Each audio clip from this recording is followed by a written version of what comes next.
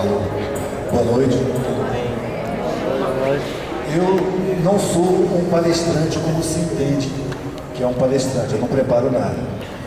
Eu durante muito tempo vivi de artesanato e de arte, criei meus filhos e fui formando uma visão sobre o mundo, que era o que eu queria no começo.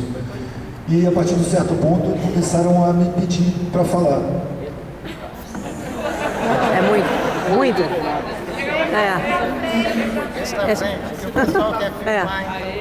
E eu considero isso uma obrigação moral. Eu não acho que eu fale nada demais, eu acho que eu trato muito do óbvio.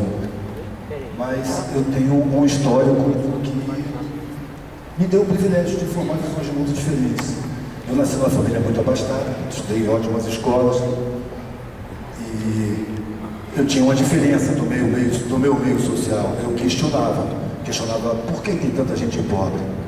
Eu me lembro de uma vez que minha mãe me levou com 6 anos de idade para uma favela, para cumprir uma promessa. Ela tinha conseguido uma graça e eu fui ajudar a carregar os pães. E quando eu vi a situação dentro da favela, que era muito pior do que é hoje, eu estou com 52 anos, quando eu tinha 6 anos, eu fiquei horrorizado. Eu vi meninos da minha idade em situação de miséria absoluta. E começava a perguntar em casa, mas por que isso, por quê? E eu percebi que essas perguntas não eram bem recebidas. A resposta sempre foi assim: não se preocupe com isso não é assunto seu.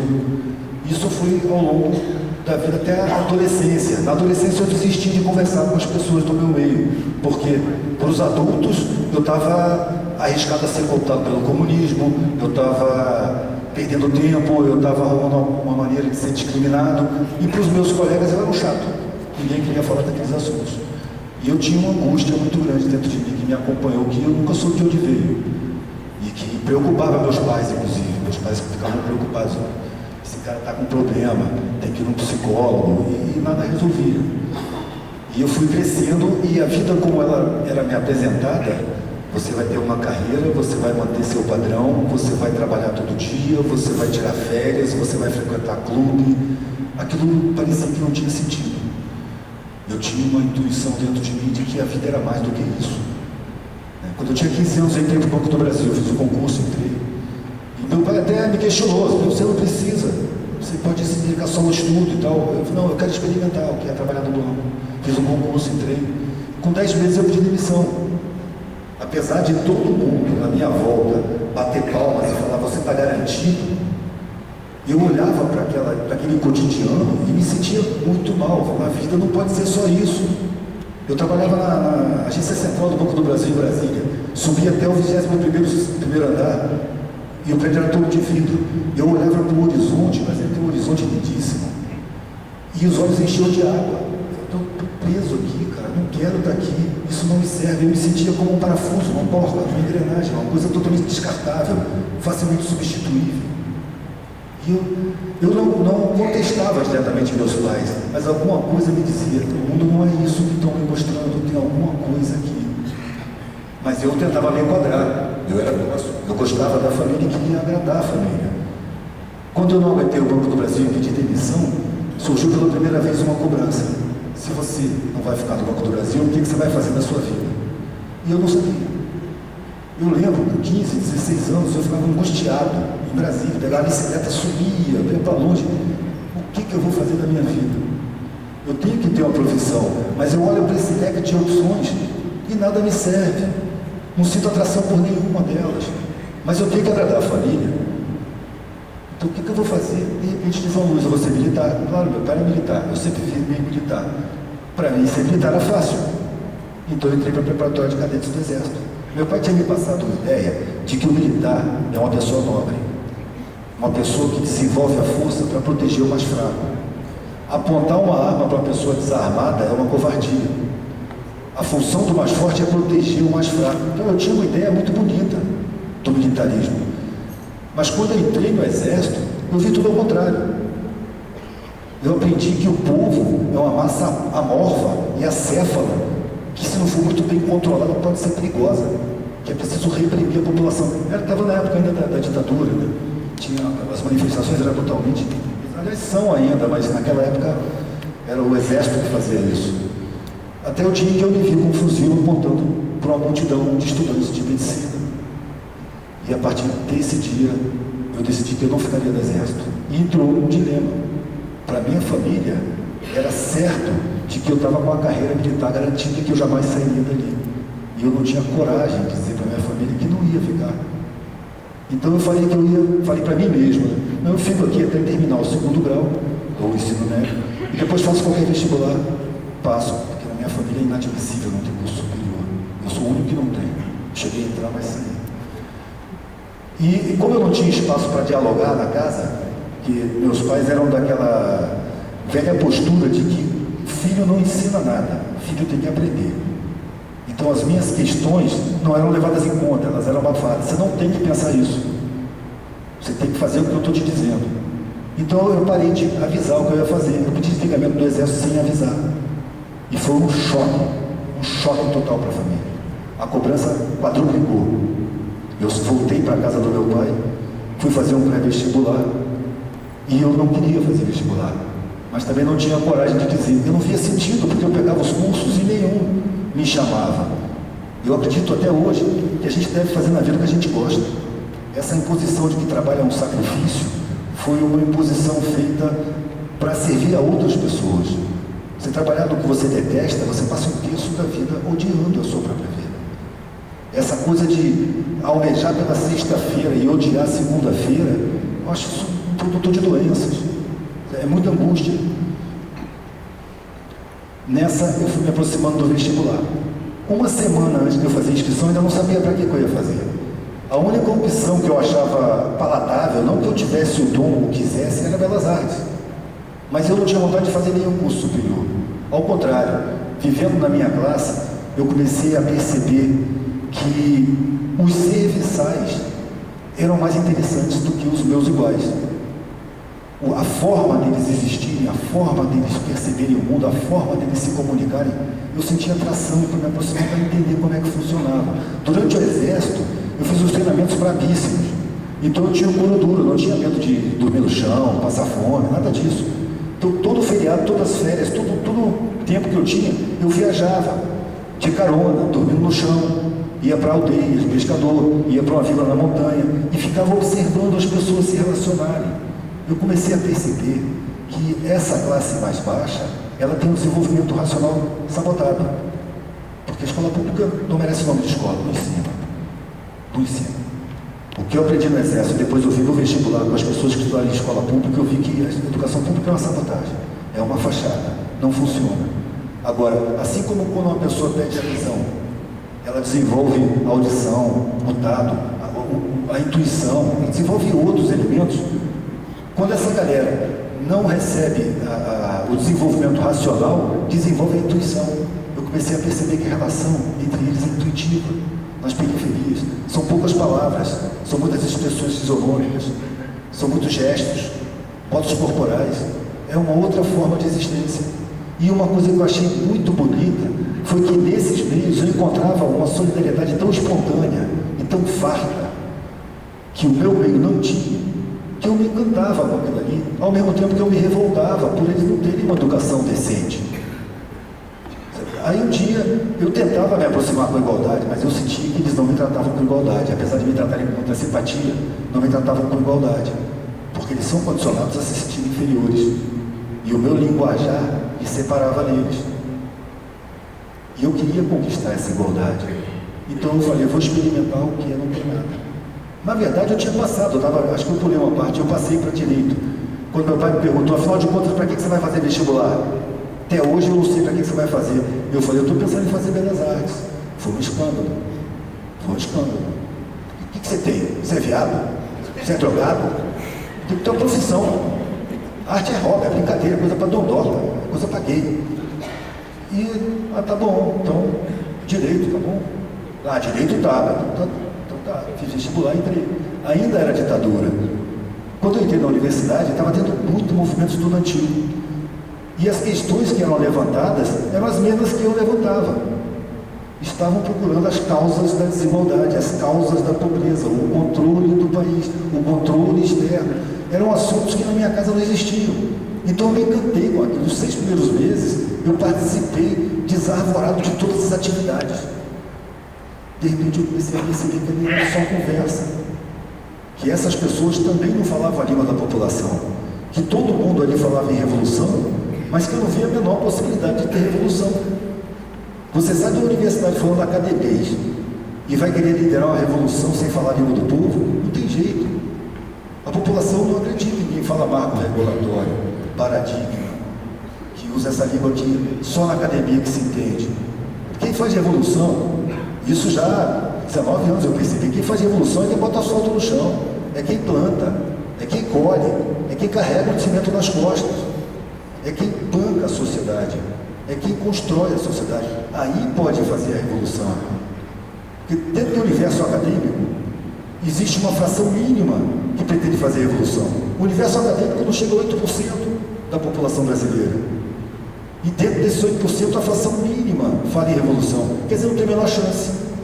Então eu perdi a crença na mudança, via revolucionária, e passei simplesmente a querer entender o mundo. Eu não entendo esse mundo, e eu quero entender. E aqui onde eu estou, eu não vou conseguir, porque eu vou ficar no mesmo patamar. Eu nunca vou ser tratado com igualdade. Então eu não quero ser doutor, eu quero não ter nada. E foi isso que eu fiz. Sem dizer nada aos meus pais, eu fui lá na secretaria, peguei meus documentos, levei para o meu pai e falei, você me comprou que eu entrasse na universidade. Eu entrei. Eu não vou terminar, não é porque eu não pude, é porque eu não quero. Eu quero fazer a experiência de não ter nada. De não ter nada. Mas para onde você vai? Não sei. Mas você vai ver do quê? Eu não sei. Mas onde é que você vai dormir? Hoje? Eu não sei. Eu não sei nada. Eu sei só que eu vou procurar um sentido para a vida, porque a vida não tem sentido. Foram anos que eu passei de angústia até chegar a essa decisão. 2 fatores me trouxeram essa decisão. Primeiro, eu tive um sonho. Eu já estava angustiado há muitos anos. Tive um sonho que eu estava correndo por cima de um monte de telhados. Eu vinha correndo, não estava correndo atrás de ninguém, não estava correndo de nada, estava só correndo. De repente as casas acabaram, e eu me vi no ar, e olhei para baixo, e eu vi plantações, riozinhos, quilômetros de distância do chão. O pensamento foi, bom, dessa altura, não tem chance de eu bater lá e ficar aleijado, sequelado. Eu vou bater e vou morrer. Que ótimo. Finalmente eu vou ver alguma novidade, porque a vida é um saco, a vida é uma porcaria, não serve para nada. Eu vou morrer porque eu vou vir do outro lado. E fui caindo. E quando eu ia bater no chão, acordei. Acordei e olhei para o meu quarto. O que eu estou fazendo vivo? E eu percebi que eu não estava querendo viver, estava preferindo morrer. Eu tenho que tomar atitude. Outra coisa que aconteceu foi um senhor, que era meu vizinho de prédio, que ele tinha lá seus quase 90 anos de idade. Ele estava sentado no salão de estar ali, perto da portaria, e eu ia saindo. Ele me chamou, e a gente nunca tinha conversado, mas ele sabia meu nome e tal. Eu falei, Eduardo, vem cá, quero falar com você. Aí eu sentei. Eu falei, olha, eu nem sei porque eu estou falando com você, mas eu precisava falar com alguém. Olha, eu quero dizer para você que eu fiz tudo que me mandaram fazer. Eu fiz o que a sociedade disse que era certo. Eu cursei comércio exterior, eu montei uma empresa de exportação. Hoje eu posso viajar à Europa 3, 4 vezes por ano, se eu quiser, para a família inteira. Eu sou considerado um vitorioso, mas eu estou com quase 90 anos. E eu olho para a minha vida, e a sensação é de que em algum lugar da minha vida me enganaram.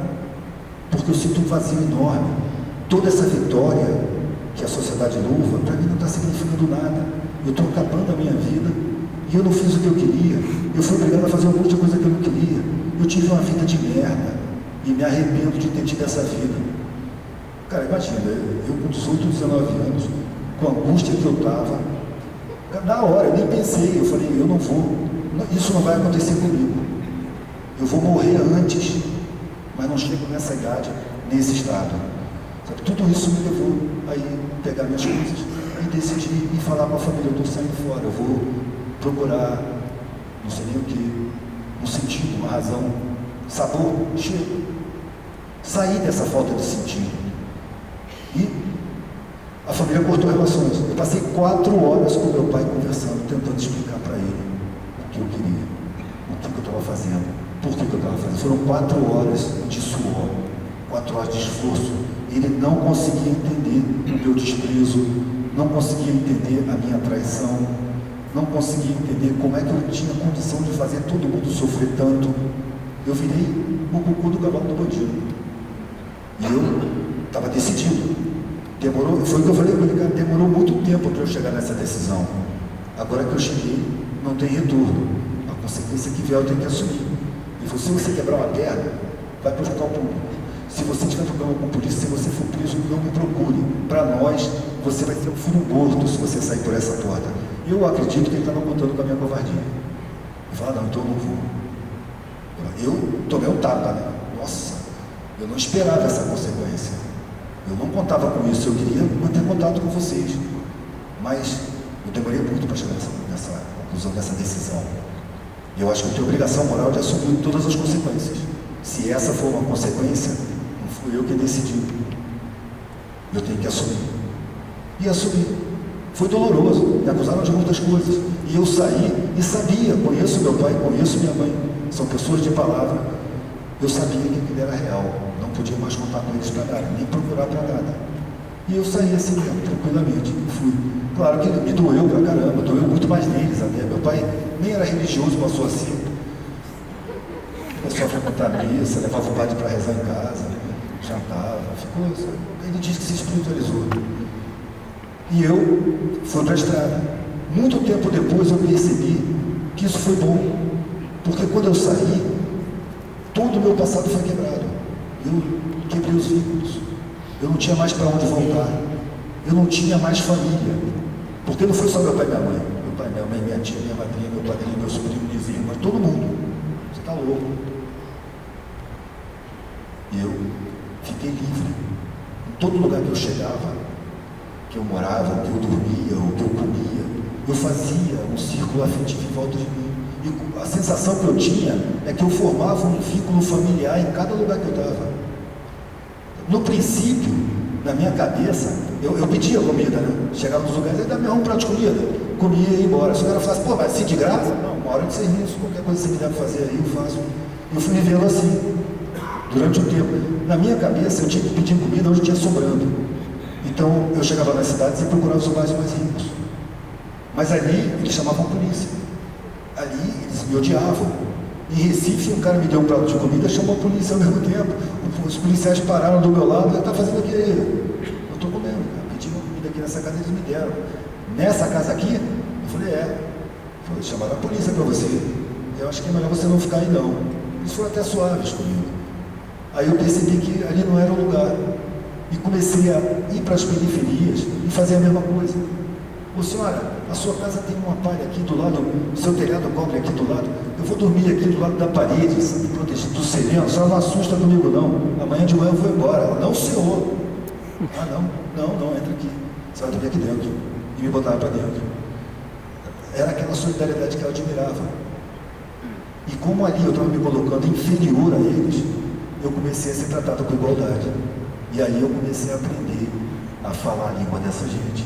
Comecei a me sentir parte dessa gente e desenvolvi o sentimento de que a humanidade é uma família imensa, que ainda não se deu conta.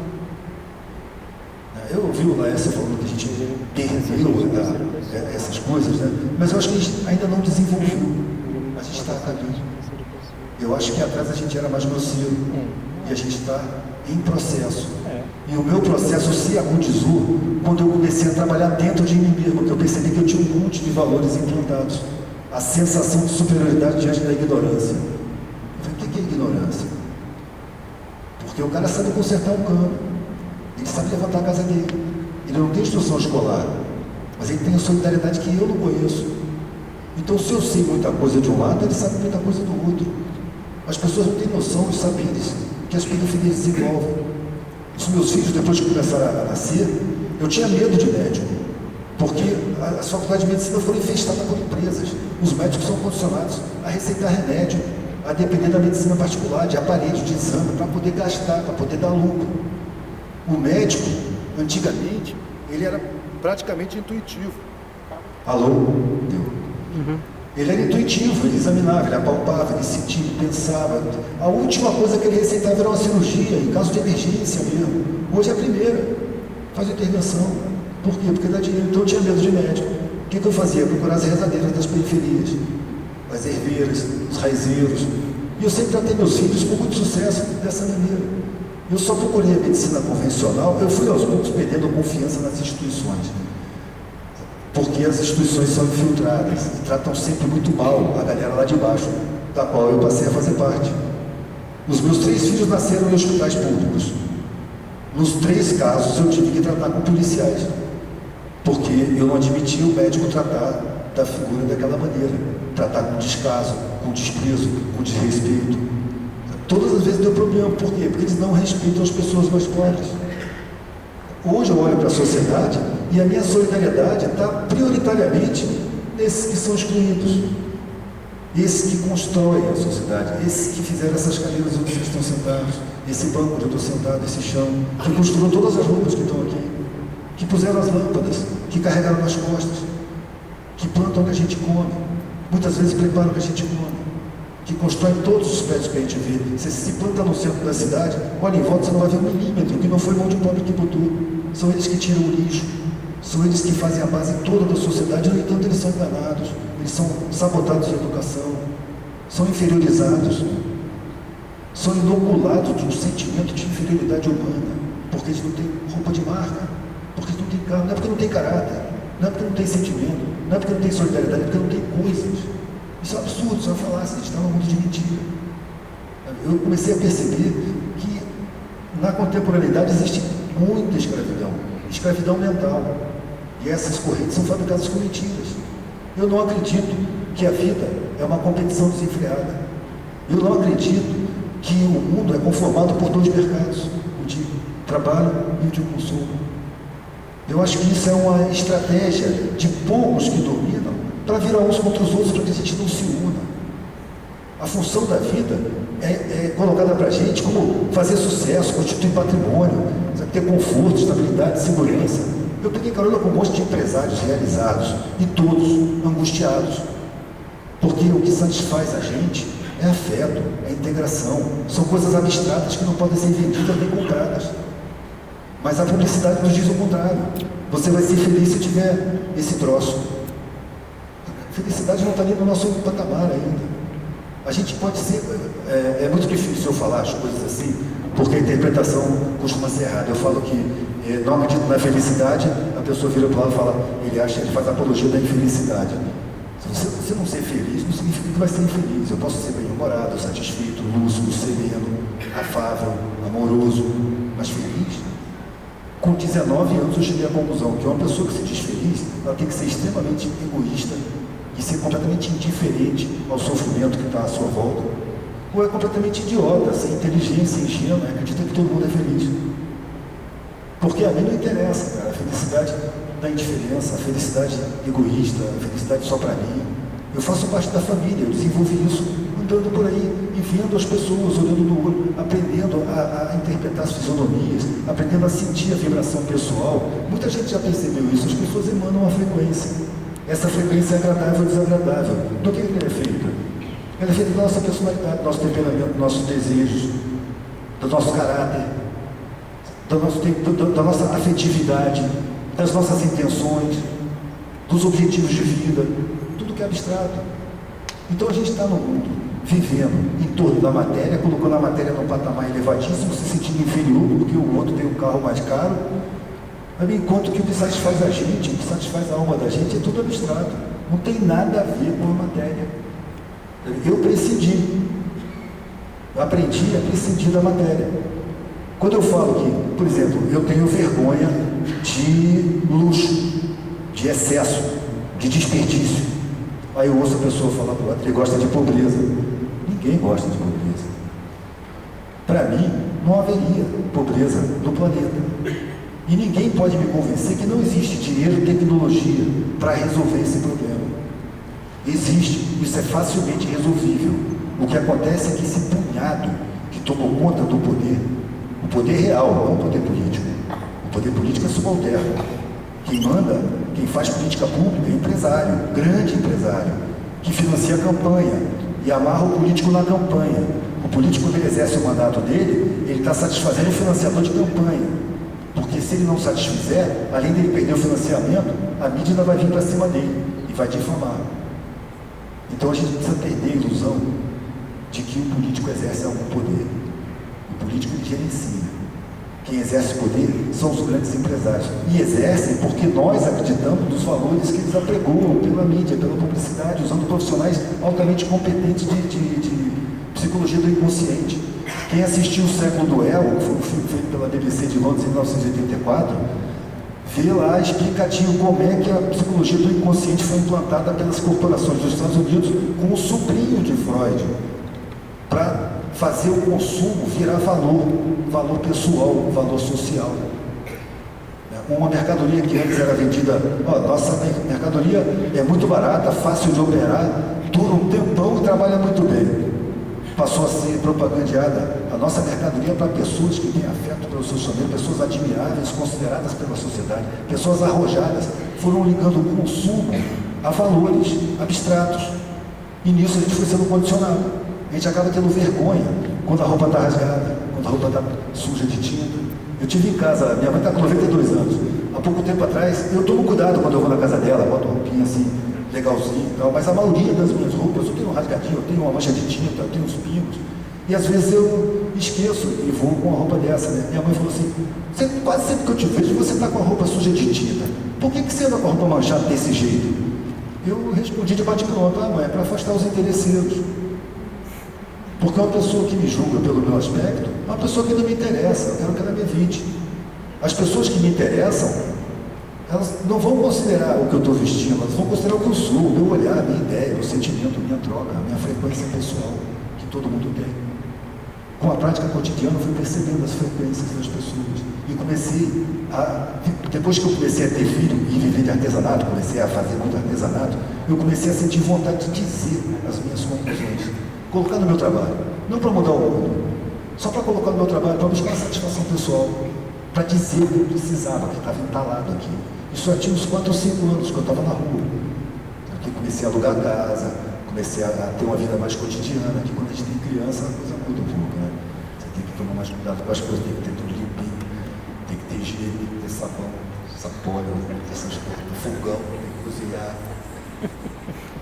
E eu fui vivendo assim com meus filhos e descobri a gravura em metal, comecei a fazer uns brochinhos e comecei a botar frases, como essas que tem aí nos desenhos aí fora, vocês devem ter visto. Só que no brochinho, eu num espaço de uma mesa, eu podia botar uns 500. Então tinha muita coisa, eram simples propósitos. Eu comecei a ver que as pessoas gostavam de ver. Vinha, olhava, nossa, como é que você chegou a essa conclusão? De onde você tirou isso? E eu comecei a me sentir mais útil. Olha, esse trabalho é que eu quero fazer. Só que eu não tinha nenhuma intenção por isso, só sobreviver e ter satisfação, mais nada. Fazer pessoas pensarem para mim era ótimo. Aliás, era a minha proposta, causar reflexão, questionar os valores vigentes, propor novos valores, ou descobrir os valores que foram encobertos, porque os valores reais foram encobertos, foram transformados. E fui vivendo, o tempo foi passando, de repente eu comecei a ser chamado. E aí eu percebi que o meu trabalho tinha se ampliado, que eu estava investido de uma responsabilidade maior, mesmo sem ter certeza de nada, mesmo sem perceber uma mudança no ritmo que a gente gostaria. Comecei a perceber que a mudança acontece. Quando eu peguei a estrada de 1980, era muito difícil encontrar uma pessoa refletindo, muito difícil. Hoje, dentro do Rio de Janeiro, onde eu estou vivendo, eu encontro gente refletindo quase todo o tempo. Ainda são exceções à regra, só que em 80 eram raríssimas. Hoje, eu frequento favelas, eu faço trabalho de comunicação comunitária, o nego me chama para decorar centro cultural, eu gosto de trabalhar com eles. Tem gente em favela que está fazendo trabalho de conscientização, de sensibilização e não tem consciência disso. Que pega crianças para trabalhar e desenvolve culturalmente a maneira de expressão, se exprime, faz aí, estimulando uma criatividade. Ou seja, as periferias estão começando a se esclarecer aos poucos. Claro que é difícil, porque a TV está lá dentro. A televisão hoje é colocada no lugar onde antigamente botava o santo da casa, o lugar mais importante da casa. Tem um documentário que eu vi chamado sobre publicidade, Criança, a alma do negócio. Eu acho que quem tem criança devia ver esse filme. Criança, a alma do negócio. Nesse documentário, tem uma hora que a figura fala que a hora mais interessante para um publicitário é quando a televisão está ligada e não tem ninguém prestando atenção. Está conversando, está fazendo outra coisa, a televisão está lá ligada. Ela está plantando no inconsciente das pessoas. Daqui a pouco as pessoas têm vontades e pensam que foram elas que tiveram, mas foram induzidas por profissionais da psicologia do inconsciente. Assim a sociedade está sendo conduzida. Assim a gente assume valores que não são nossos e a gente pensa que são. Assim a gente assume comportamentos que nos angustiam, que nos adoecem, pensando que nós escolhemos, e nós não escolhemos. Foram escolhidos e impostos, sem que a gente percebesse, por profissionais de alto gabarito. Assim é que hoje se chegou a um ponto onde as pessoas estão consumindo uma quantidade enorme de antidepressivo, porque a vida não faz sentido. Agora, eu não posso chegar na casa do meu pai e da minha mãe e dizer isso para eles, porque eles repelem. Eu não posso plantar semente na pedra. Eu tenho que saber onde as pessoas querem saber, onde as pessoas estão procurando, quem quer ouvir o que eu falo. E isso o mundo trouxe para mim. Eu não encaro isso como um sucesso ou uma conquista. Eu encaro isso como uma responsabilidade. É uma responsabilidade pesada, porque eu me reconheço falho, me reconheço incapaz. Eu estou trabalhando a minha capacidade. Eu estou procurando dentro de mim os condicionamentos que eu estou mencionando aqui. Tem 30 anos que eu procuro esses condicionamentos dentro de mim, e por mais que eu encontre, eu continuo encontrando. Eu continuo encontrando de vez em quando, claro que não com tanta frequência, um sentimento de superioridade que eu não quero ter. Porque tem pessoas também que fica muito difícil, você não tem um certo desprezo. Mas eu quero vencer isso. Eu não quero ter. Então, porque eu trabalho dentro, o trabalho fora flui. E quando eu falo, a palavra sai com mais força. Porque eu não estou falando o que eu estou pensando. Eu estou falando o que eu estou vivendo, o que eu estou buscando, totalmente sujeito a erro. Inclusive, se alguém quiser contestar aqui, é só levantar a mão que eu passo a palavra. Se alguém tiver alguma dúvida, se alguém discordar de alguma coisa, eu até agradeço, porque quando uma pessoa prova que eu estou errado, eu mudo de opinião. Eu não tenho nenhum apego com minhas opiniões. Eu sei que eu sou falho, eu estou pronto a mudar de opinião, é só me convencer que ela está errada. Eu lembro que uma vez eu estava vendendo os broxinhos e tinha uma frasezinha idiota lá, e numa mesa, um cara falou assim: pô, essa frase aqui é idiota.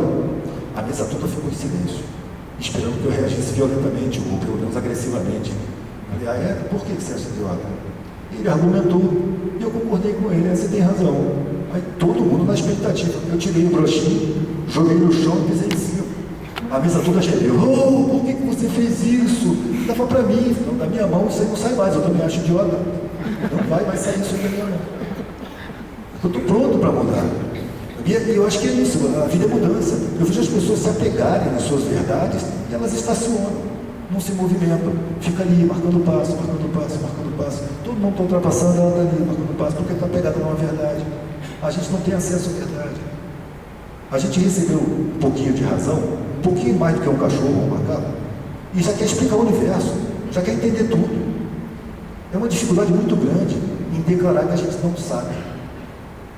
Imagina, eu não gosto de debater com religioso, mas imagina, nós estamos numa poeira cósmica em volta de uma estrelinha anã. A imaginação é uma das ferramentas mais poderosas que nós temos. Você pode utilizar a imaginação e se imaginar no espaço. Aproveitando que isso aqui é um encontro cósmico, você tem uma visão cósmica e vê o sistema planetário que nós estamos. É uma estrelinha anã com 8 planetas. Eram 9, né? Mas descobriram que Plutão nem planeta é tão pequeno, é um asteroide. Então é um sistema solar feito de uma estrela anã e 8 planetinhas, no meio de uma galáxia com 200 bilhões de estrelas, ou 100 bilhões de estrelas. Não importa, para mim não faz diferença. 1 bilhão de qualquer coisa, não dá para imaginar, é muita coisa. Mas são bilhões de estrelas maiores do que o Sol. Há sistemas planetários com centenas de planetas em volta, e são bilhões. Alguns sistemas têm milhares de planetas em volta. Então a gente aqui, dessa estrelinha anã, boiando numa poeira cósmica, está em contato com o Criador do Universo.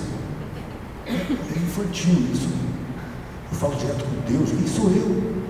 Eu não consigo, eu não tenho capacidade de compreensão suficiente para atingir esse conceito. Eu não conheço nem a criação, vou conhecer o Criador.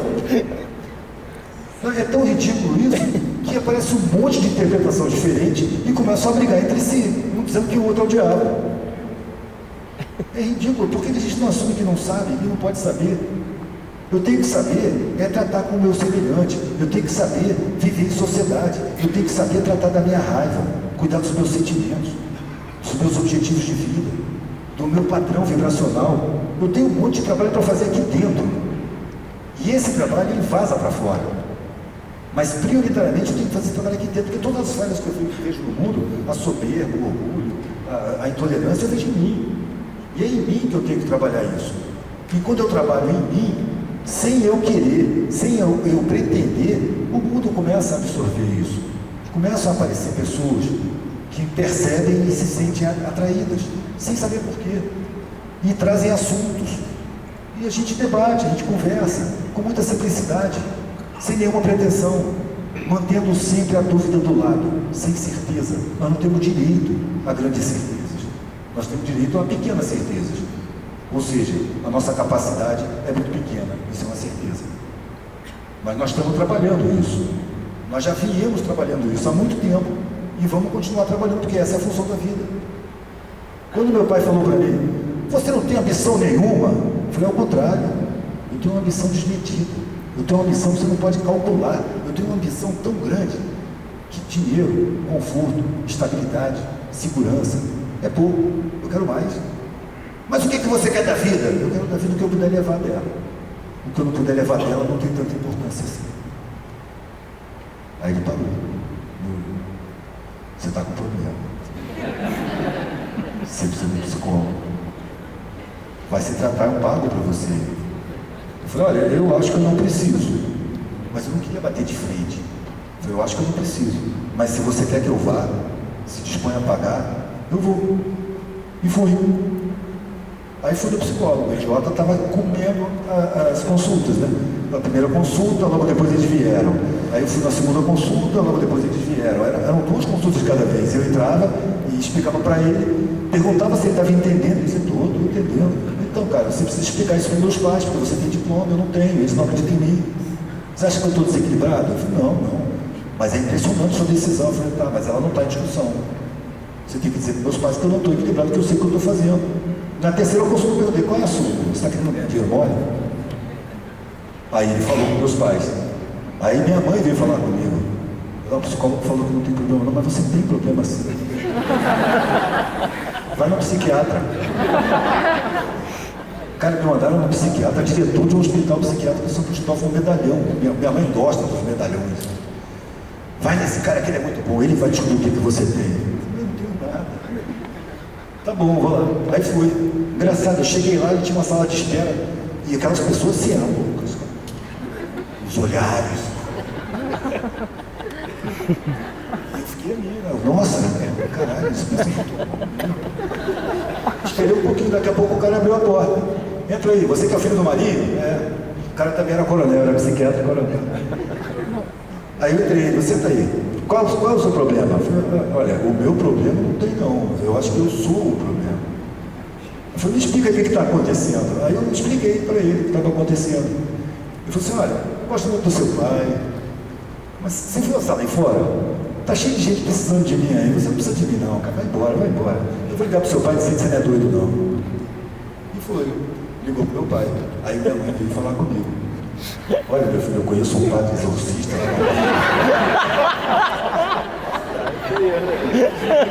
Porra, eu tenho que... Meu filho, se você não está desequilibrado, nem doido, só pode estar demoniado.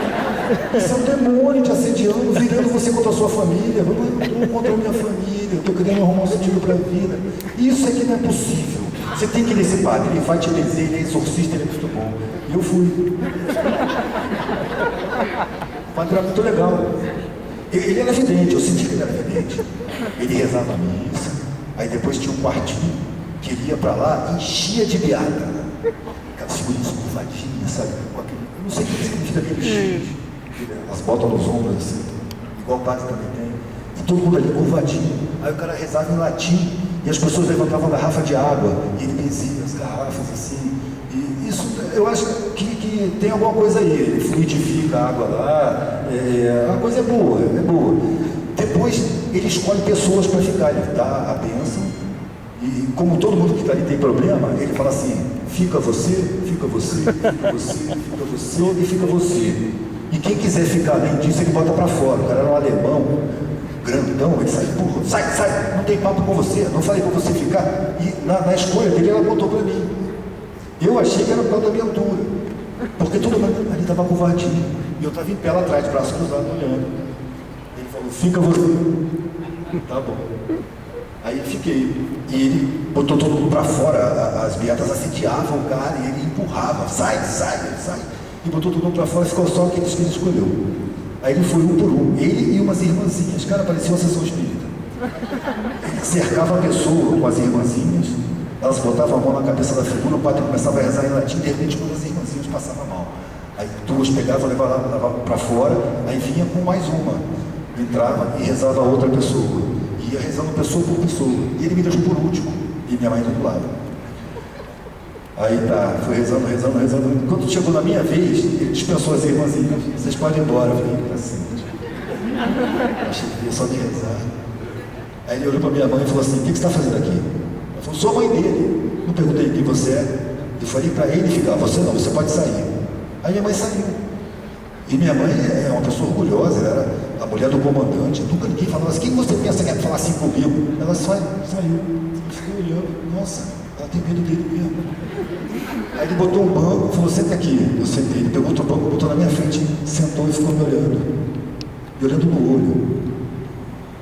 Eu senti que ele estava vendo alguma coisa.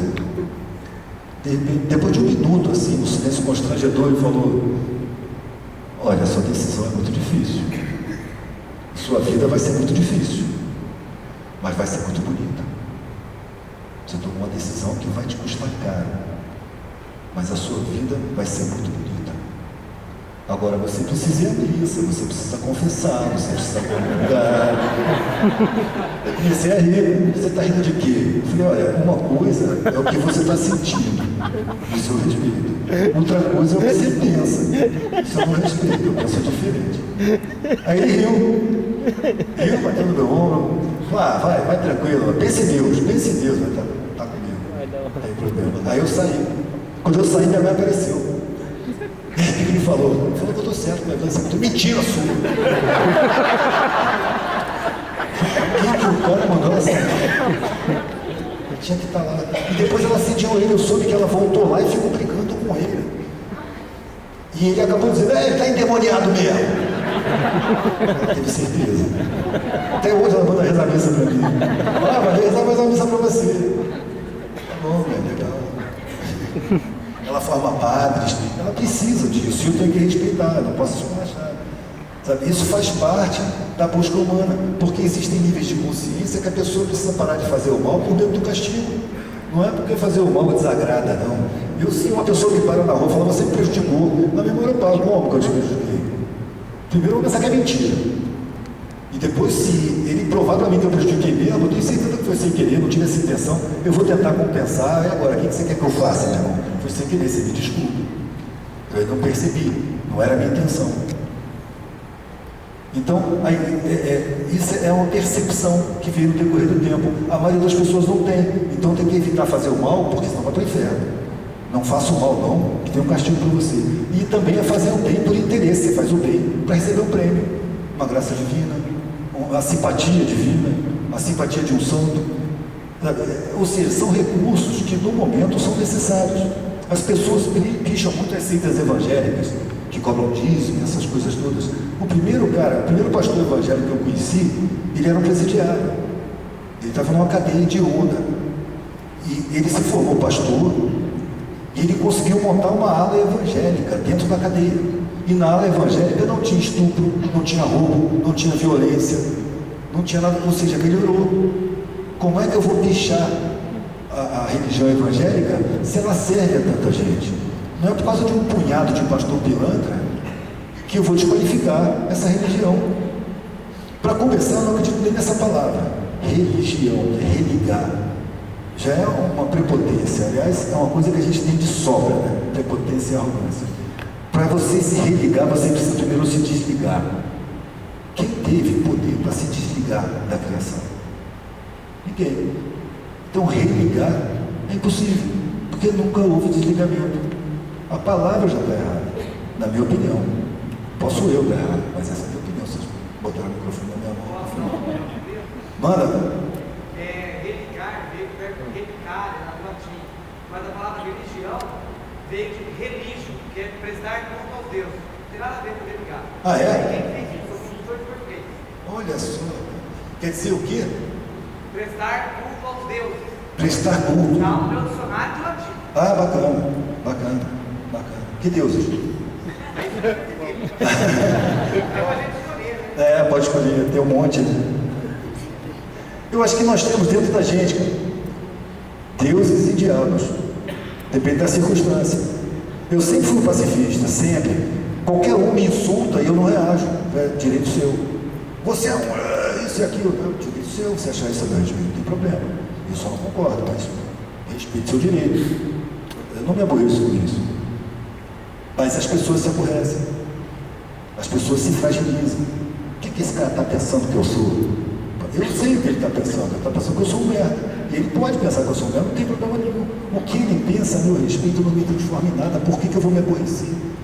Uma coisa importantíssima na vida cotidiana de cada um é o sentimento que a gente abriga. Já viu a facilidade como as pessoas se aborrecem? Chegou um ponto que eu falei assim, eu detesto sentir raiva. Detesto sentir raiva. Então eu não permito a entrada desse sentimento com facilidade. Eu tenho muita tolerância. Isso me preserva, me dá qualidade de vida. Você está tranquilo em casa, aí você entra no carro, aí você está saindo da garagem para o ônibus, bem na sua frente. Porra, já tem raiva do cara, está com raiva, porque você gosta de sentir raiva, é bom sentir raiva. Ninguém gosta, por que sentir raiva com tanta facilidade? Eu fui acostumado, fui condicionado a um sentimento de superioridade, né? Na classe que eu nasci, assim, o sentimento é de que você é superior. Quando eu consegui, depois de muito tempo de mendicância, ser desprezado e expulso de um lugar, eu senti uma alegria tão grande. Nossa, finalmente, agora eu estou um cara de pobre mesmo. Era isso que eu queria, perder o aspecto de classe alta. Eu queria fazer parte da humanidade, e a maioria esmagadora é classe baixa. E ali eu comecei a tratar da minha própria humanidade. Ali que eu comecei a aprender a tratar dos meus sentimentos. O sentimento da gente, cara, é a coisa mais preciosa da nossa qualidade de vida.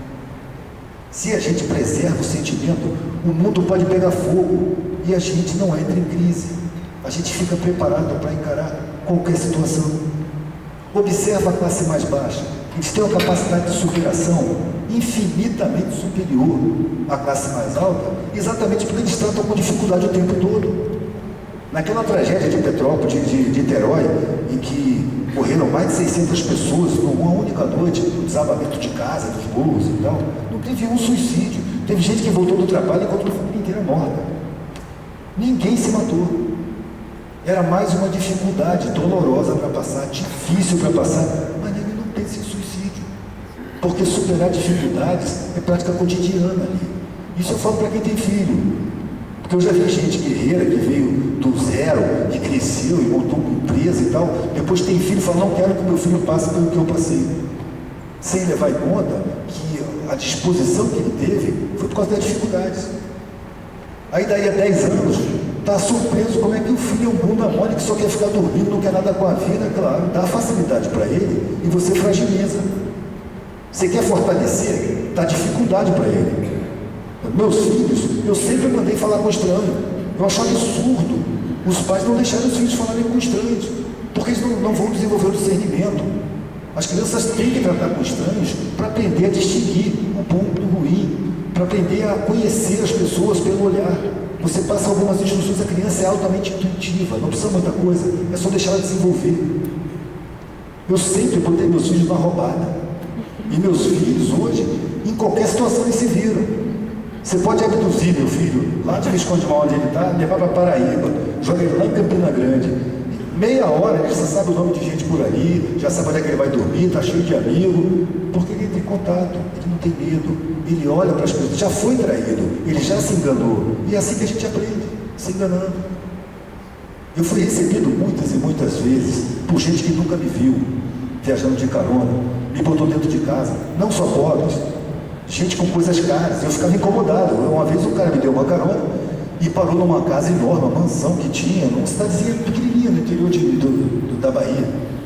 E o cara entrou em casa comigo e falou assim, olha, você fica aí, que eu tenho que dar a saída, eu volto daqui umas 2 ou 3 horas. Eu já fiquei preocupado, eu olhei assim, cheio de coisa cara.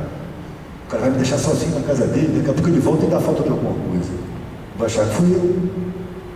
Mas eu fui recebido assim muitas vezes. Quando eu comecei a ter casa, eu achava que era minha obrigação receber gente que viajava também. E comecei a encontrar gente que fazia artesanato, que chegava na Bahia e ia levar para casa. E é claro que de vez em quando eu me dei mal, Eu levei gente para casa que me roubou. Mas quando eu fui traído na minha confiança, eu jamais fui à forra. Eu jamais cresci em ódio contra o sujeito. Eu procurava em mim, aonde eu não percebia a capacidade desse mané me trair. E puxava a relação com ele desde o primeiro contato. E não falhava. No meio do caminho, ele tinha dado sinais de caráter e eu não tinha percebido. Numa opinião sobre alguma coisa, sabe, um cara que comenta um roubo e diz que o ladrão se deu bem. Num olhar para um relógio, o cara que ele vê. Só está atento, eles dão sinais. Pilantra sempre dá sinal. Claro que tem alguns profissionais, mas são exceção à regra. A maioria você percebe. E quando eu percebi os sinais daquele que tinha me traído, eu aprendi mais uma lição. E usava nos próximos. Com o tempo, ficou fácil detectar um pilantra e não levar para casa. É porque eu comecei a considerar os sinais. Eu comecei a botar minha intuição para funcionar. Isso a gente tem, todo mundo tem, mas não se desenvolve, porque a vida tomou outro rumo, foi impregnada de outros valores, foi dominada